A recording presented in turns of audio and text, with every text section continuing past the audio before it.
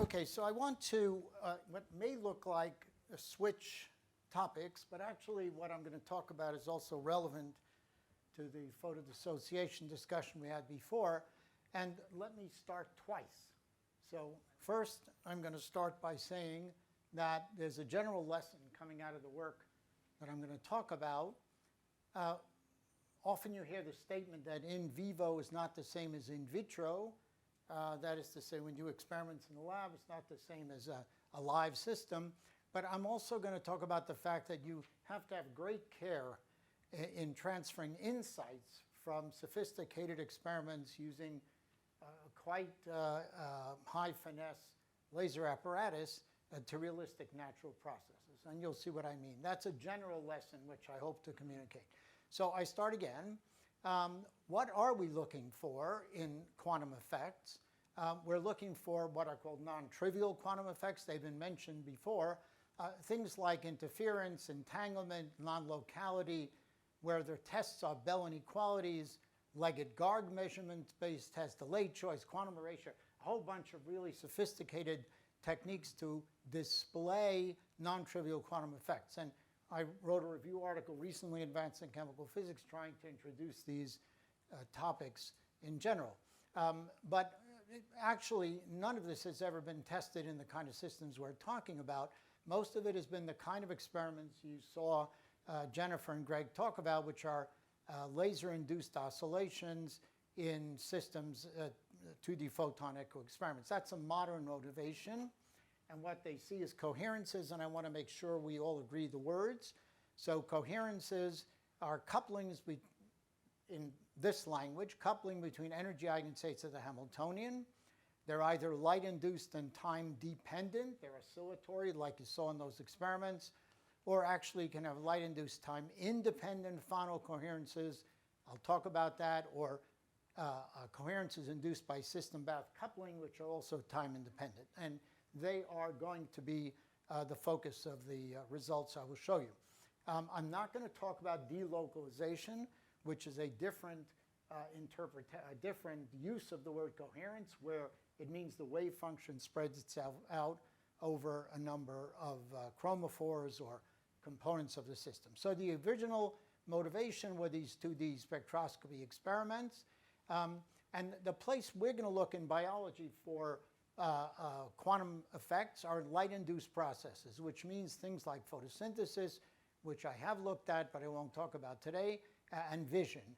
You see me because light is impinging on your retina, which in turn induces a cis-trans isomerization, which I'll show you, which triggers transduction in your entire brain, retinal system, in your entire vision system, until it hits your brain and you say, aha, I now see Brumer is moving his arm. Okay, so there's great enthusiasm for these coherent oscillations, both in the photosynthesis community and in the vision community. Here's one, Dwayne Miller's local vibrational coherences drive the primary photochemistry of vision. And this excitement stems from the fact that all of these processes, say for example, one of these is bacteria, this is bacteria rhodopsin, this is rhodopsin in the human eye, takes place in the midst of this kind of big protein scaffold.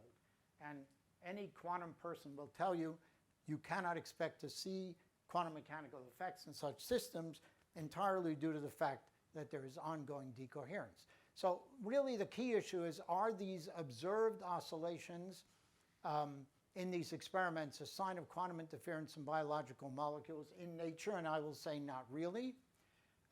These experiments provide deep insights into the system Hamiltonian, system-bath interactions, which of course is necessary for any serious consideration, either theoretical, computational, or even insightful, but that's not what's happening in nature. These coherences, light-induced, do not occur in nature, and I'll show you. So the key reason is simple, but look at this enterprise we ended up getting into. We wrote a paper back in 1991 which said there's a big difference between pulse laser excitation and excitation with incoherent light. Sunlight is incoherent light. There's a huge difference. One creates coherences, time evolution, and one creates stationary states. And if you want to see why incoherent radiation should create stationary states, non-evolving states. It's just like a heat bath. The sun is a heat bath, shines on your, either this light bulb is a heat bath, it's black body radiation. If at best you come into equilibrium with that light, all you're going to do is have Boltzmann type equilibrium or slightly different than Boltzmann, and you're not going to get time evolution. So that's really the crucial feature.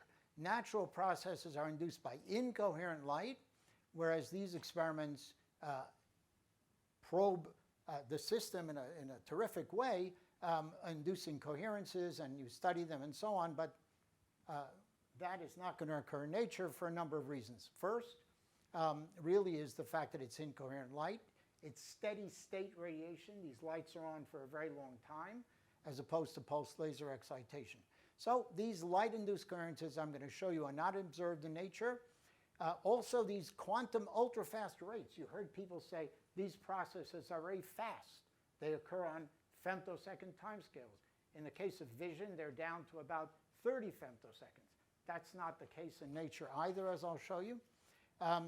Where quantum effects may well be is in significant stationary phonocoherences due to system-environment interaction. I'll show you that. Now, I just wrote a recent perspective on the subject in J. Kempfer's letters, where I hope some pedagogical component of this argument is evident.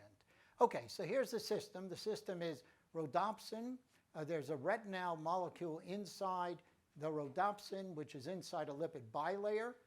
When it hits your eye, there's a cis-trans isomerization, producing a whole series of processes. I love this picture because this is a picture of light-absorbing step all the way down to regenerating the cis.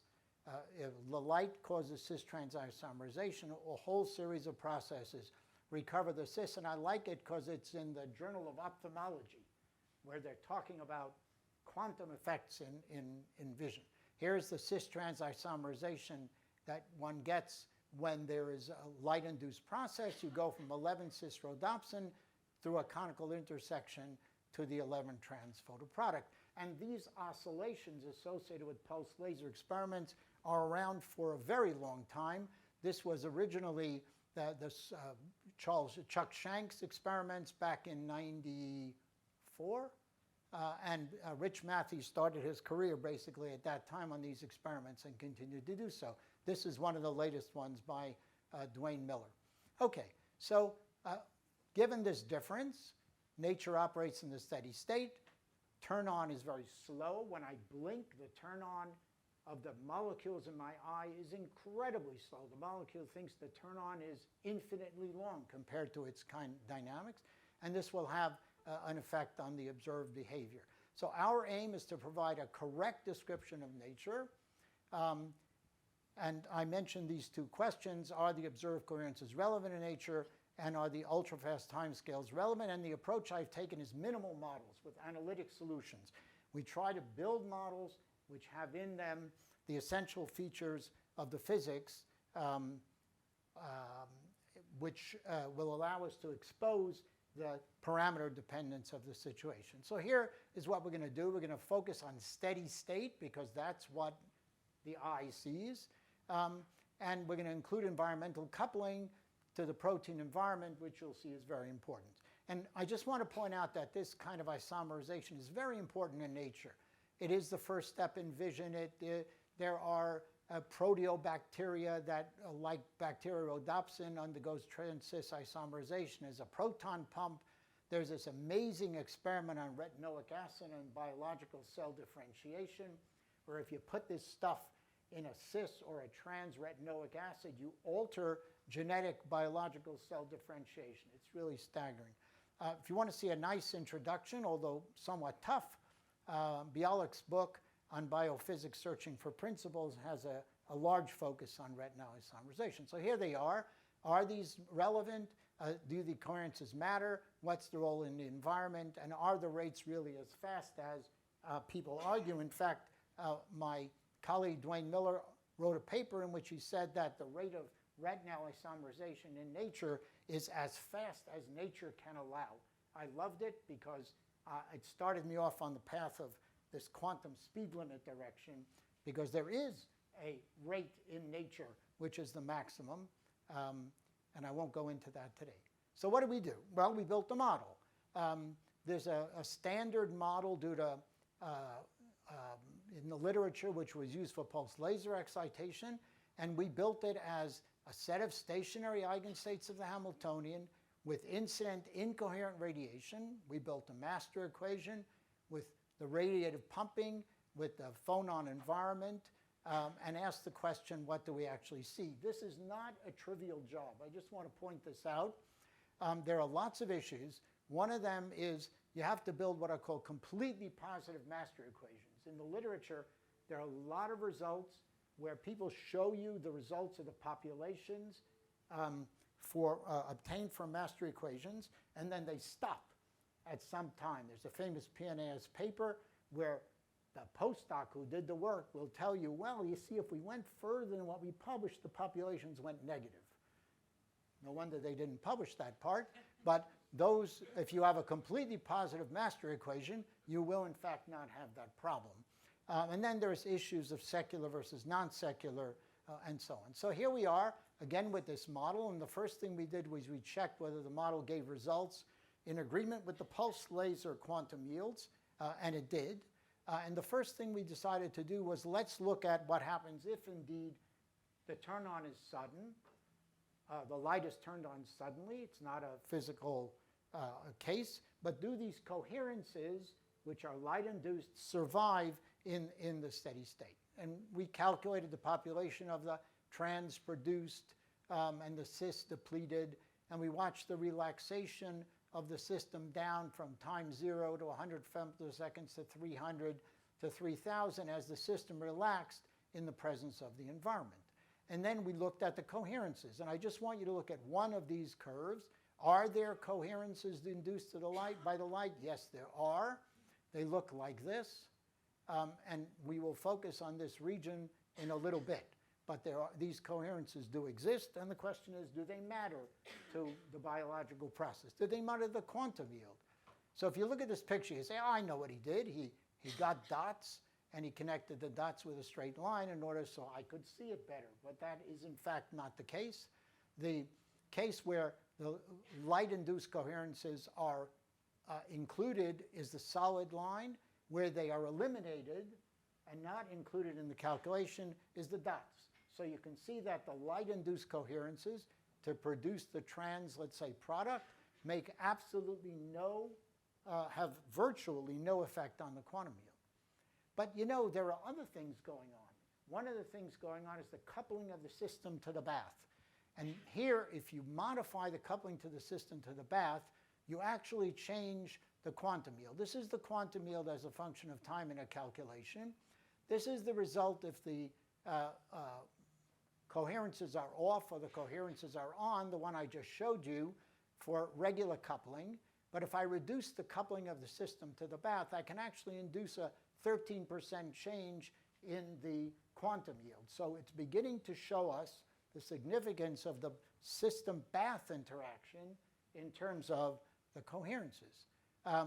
Okay, I will point out that this is sudden turn-on, and I argued against sudden turn-on. So the question is, if you don't have sudden turn-on, but slow turn-on, what happens? So focus on these two pictures up here. This is just two levels in the retinal model. And what you're seeing is different turn-on times. So this turn-on time is 10 to the minus 2 picoseconds, and this is already 10 picosecond turn on, the yellow one. And 10 picoseconds, again, is tremendously long from the point of view of the molecule. But you see, this stuff is completely, I mean, it's virtually gone, the coherences. And similarly, the imaginary part, there's a reduction, a considerable reduction in the magnitude of the coherences. And if we continued this to the case of nature, this would be completely flat, going out somewhere to the Pentagon or more, because there are no generated coherences. So light-induced coherences are tiny as the light turn-on time increases, and it's still very far from the realistic time. But I want you to look at this red curve. This red curve is a calculation where the light-induced coherences are turned off. So the coherences you're seeing here are not due to the light. They are due to the interaction of the system with the bath. The bath is a noisy bath. These are real noise-induced coherences. They are called phonocoherences. Hugo Fano predicted this kind of thing in incoherent light interacting with molecules, with atoms. And here you're seeing the same thing as a consequence of this environment interacting with the retina. Just to show you how interesting these things are, this is a coherence measure. How coherent are these created coherences? In other words, what we've done is to look at the off-diagonal elements divided by the populations. And you see they flatten out, they're considerable, and they will stay like this forever. Once the system bath has interacted, you get these very long-lived coherences that simply do not go away. And the question is why? And again, a very simple model shows you what's going on. If we build a very simple model of 3 levels, spaced by omega 0 with relaxation gamma 1 and gamma 2 pumped by incoherent radiation of R1 and R2, you can solve this model analytically, and you learn that the coherence is the real part and the imaginary part of the coherences survive as long as gamma 1 and gamma 2 are different. And recall, gamma 1 and gamma 2 are the relaxation rates, say, into a bath of these 2 levels. So what's happening is the following. The light is coming in. It's pumping the system. The bath is at the other side. You now have what is essentially a transport problem. Heat is being transported from the incoming light through the molecule to the protein bath. And that maintains this stationary phonocoherence. I want to repeat, these coherences are not evolving in time. They are constant because, in fact, the entire system is in steady state. Okay, well, what about rates? Everybody tells you that the rates are very, very fast, less than 100 femtoseconds. First, it was less than 200 femtoseconds. Then 20 years later, it's less than 100 femtoseconds. Then it became less than 30 femtoseconds. It's supposedly fast. But I want to remind everybody that rate is a function of the circumstances and of the creation. Take a look at this book of ours on quantum controlled molecular processes, where we do discuss the significance of the preparation. And in fact, what you're seeing are rates that are dictated by the use of coherent laser sources. But nature doesn't use coherent laser sources for light, and what we have to do is consider the long time process. It's a steady state rate, include quantum effects, and that's a very hard job because we're talking about molecules that can move on the femtosecond time scale, but we're looking at rates that will occur at very long time. That is not a trivial exercise, and I had a wonderful master's student, Simon Axelrod, who built a methodology for actually calculating these rates without doing the time dynamics. And I don't have time really to go into it, other than to say that the method published a few months ago is extremely fast, takes hours instead of days of computing, and gives you really excellent results. Well, what does that mean, excellent results? The results are actually at the end of this plot. There's a time-dependent calculation that we do, and at long times it stabilizes. This is the rate we're looking at. Now look at these numbers. They're microseconds in vision if I'm actually looking at the sun, and they are milliseconds if I include these effect of filtering due to my eye. So let me give you a picture. Picture is very simple. You take a bathtub, you turn on the water very fast, and you turn it off very fast. That's a pulsed experiment. The water comes out fast, goes down the drain fast. Great. Now we're going to repeat this experiment. I'm going to fill the bathtub with water, and I'm going to put the water coming in with a little trickle, very slow, because incoherent sunlight is actually very weak. It trickles into your eye. It's the rate determining step.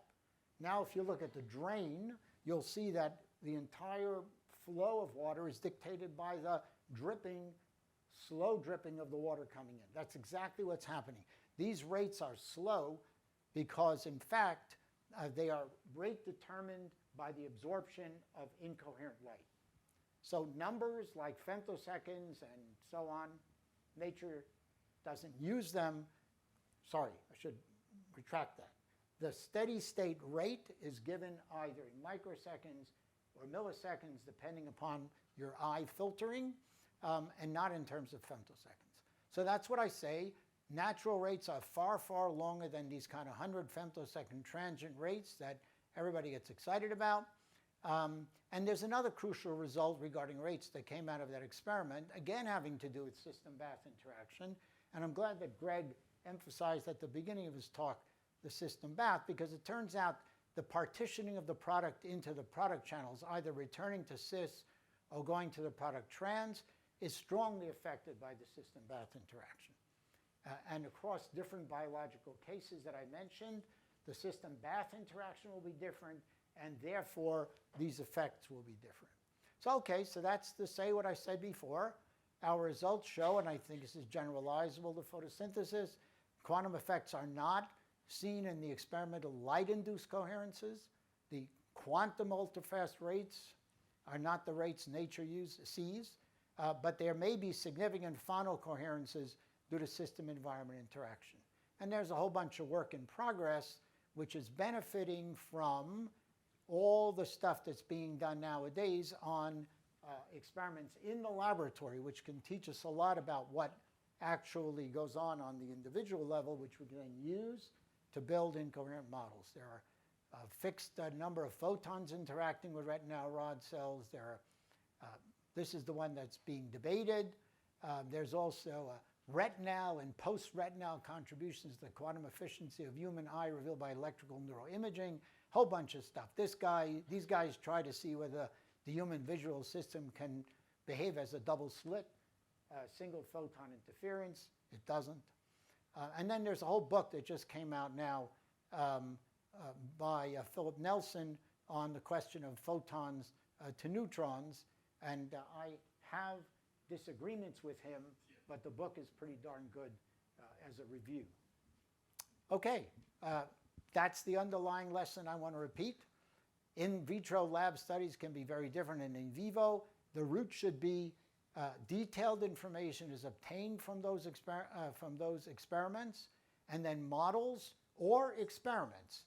If we can do experiments with incoherent light on realistic systems, that would be great. If not, we use input from these in vitro to build these in vivo models. And I want to thank Timur Cherbel, who's now an assistant professor of physics at Nevada. Two outstanding MSc students, Amr Dodan, went on to MIT for a PhD, and Simon Axelrod, who just went to Harvard for a PhD. And I thank you for your attention. Yes. So what was the rate that was 120 milliseconds? Can you just remind me? Yeah, the visual rate. But what does that mean? What's So the visual rate? that means the rate at which so again, the question about rates was, here I do an experiment in the femtosecond laboratory. I make cis, I observe trans, it takes 100 femtoseconds. I'm saying that if you look at the steady state flow, then you will see that the trans is produced on a time scale of milliseconds if you're using the human eye filters the light. So if you're using filtering the light, that's the steady state. But our brains obviously can detect much shorter rates, right? We can detect milliseconds. That may be in fact true. So what you're saying is that if I am going to distort the incoming signal, then the visual system can observe that signal. I'm not saying it can't. I'm saying just like a chemical... I understand, but wouldn't that be bad? I mean, wouldn't that be bad? Why? Well, I mean, if this is so slow that you can distort the signal, I mean, 120... But you can distort the signal. I can distort the signal, as you well know from the discussion we had before. I can distort the signal on a very rapid time scale, and I can see the distortion. That's not the same thing as asking what the steady state rate is. I see. Steady state rate is what you see now as I look up there. Next question. I'm still confused, the same thing as Creston. Are you telling me that's not the isomerization reaction, it's the absorption that becomes the rate determinant step on your case? So there are just two different rates. One is the absorption rate, but the net process becomes slow. Is that correct or not? That is correct. The question is, what is the net process rate in nature? And the answer is dictated by the incoming solar radiation, which makes a lot of sense. So, Paul, is getting back, I think, to the same question in another way, there are elementary rates, rate constants, that can be rather fast, femtoseconds. These are the things we probe in the lab. And then what you're suggesting is if you have a system and you look at its motion to equilibrium with a slow driving force, then we may see a relatively slow behavior. Another way to say it is we teach undergraduates in freshman chemistry that acid-base reactions can be diffusion limited. But of course, as they dial the burette and add drop by drop, the pH doesn't change at a diffusion limited rate. Overall, the pH follows a curve over the 20 minutes in which they do the titration.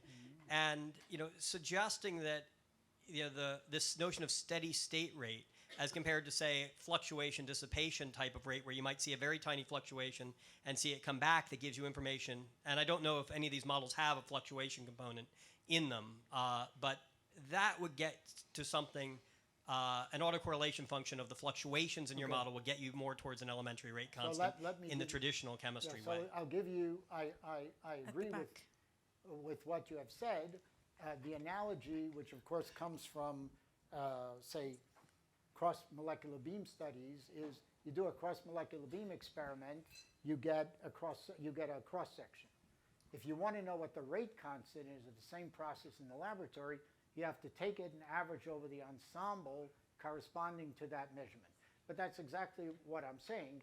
I'm saying that I'm asking what is the natural circumstance, and the natural circumstance is indeed that you have to take into account the pumping rate from incoherent light. Now, I've yet to hear somebody ask me the next question, which is everybody, maybe it'll come.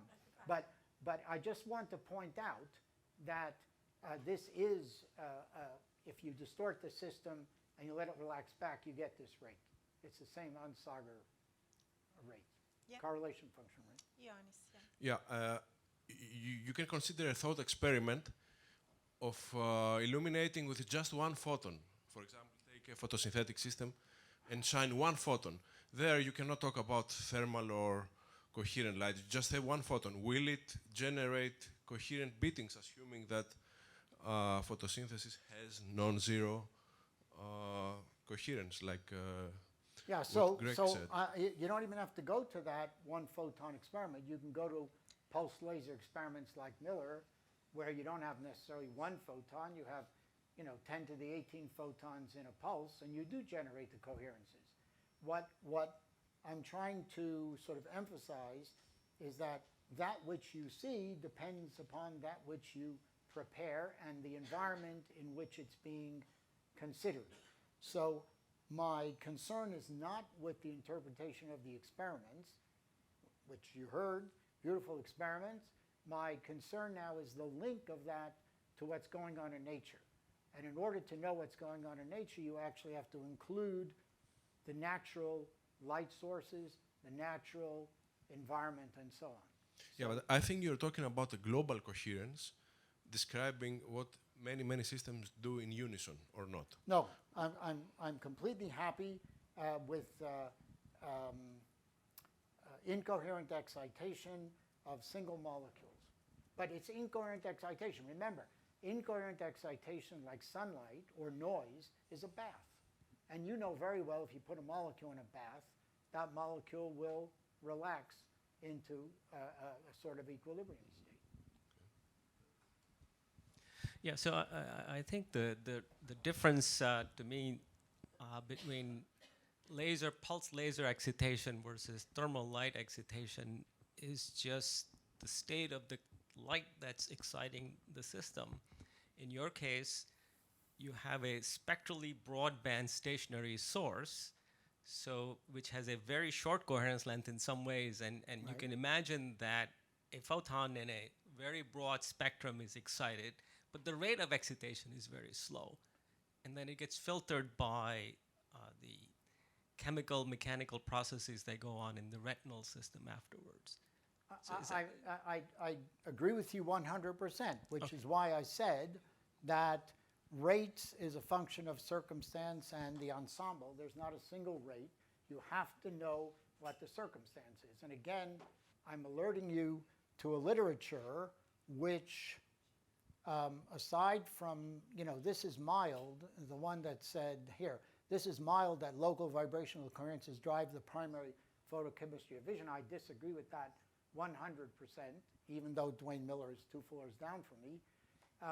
But I disagree with that 100%. There are no such coherences going on with incoherent radiation, which is what you're looking at me with. However, this is really mild. When the literature started out on the photosynthetic business, as the photosynthetic people will tell you, there were comments like, the next time someone asks me whether quantum computation is possible, I will tell them that bacteria have been doing quantum computations for millennia, right? That was the enthusiasm associated with, it wasn't Graham. Graham didn't say that. But, I mean, so reliable people, that's a direct quote. So these are the kinds of misinterpretations that, including the idea that it's not, that you're forgetting about the steady state, that these studies resolve. And also, I again call attention to these wonderfully interesting phonocoherences whose effect on efficiency of processes and so on we are examining. So, just follow up, just a clarification. Maybe I just don't know the terminology. So can one think of this phono coherence? If you filter noise, you get coherence on your, I mean, if I take a broadband highly incoherent source and I filter that spectrum, I develop coherence. No, I understand what you're saying, but that's not what these are. Okay. This is the background bath taking levels, energy eigenstates Hamiltonian, linking them and actually making a coherence between them, even though the background is noisy. So it's really a totally different process. Okay, so we only have time for one more question, and I'm going to be selfish and ask it, because I'm about to leave to the UK because I have to teach tomorrow. So I have prepared here my question just to make sure that I ask it as clear as possible.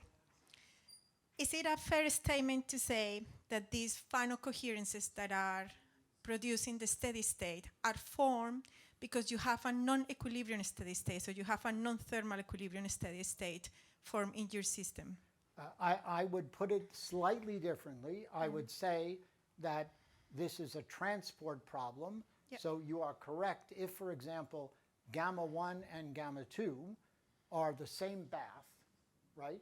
Then gamma 1 would equal gamma 2, and the net result would be 0 for the off-diagonal elements.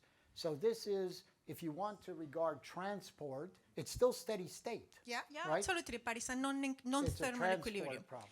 Okay, so if that is correct, can we assert that the Hamiltonian that will dominate this non-equilibrium process is the same Hamiltonian that dominates the dynamics in the ultrafast response that is So proved in the experiments? the only thing I can say is that I checked, this is what I tried to say at the beginning, that I checked, well, the beginning hasn't been here. You see, the only thing I could check experimentally was the quantum yield of cis-trans isomerization, which was done by pulsed laser excitation. So we took this same model with the Hamiltonian and the Liouvillean that we have, calculated the quantum yield, got 0.67, which is exactly the same as you got in the femtosecond pulse. So that much I know. If I can have more, that's why I'm going to look at these experimental results, the new ones, like this one, fixed number of photons interacting with retinal rod cells. Krivitsky's done other experiments to see whether or not these Hamiltonians and Liouvilleans have to be modified to account for these kind of experiments.